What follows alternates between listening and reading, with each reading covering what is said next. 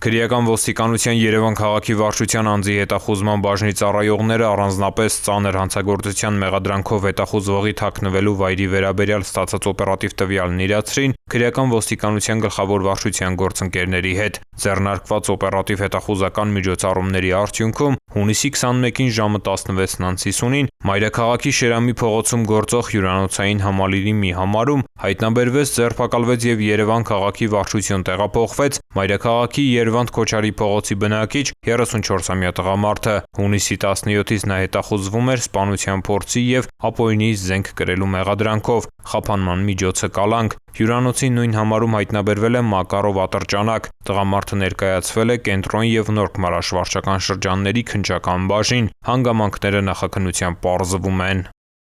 Ծանուցում ենթադրյալ հանցանքի մեջ կասկածվողը կամ մեղադրվողը համարվում է անմեղ, քանի դեռ նրա մեղավորությունը ապացուցված չէ Հայաստանի Հանրապետության քրեական դատավարության օրենսգրքով սահմանված կարգով, դատարանի օրինական ուժի մեջ մտած դատավճռով։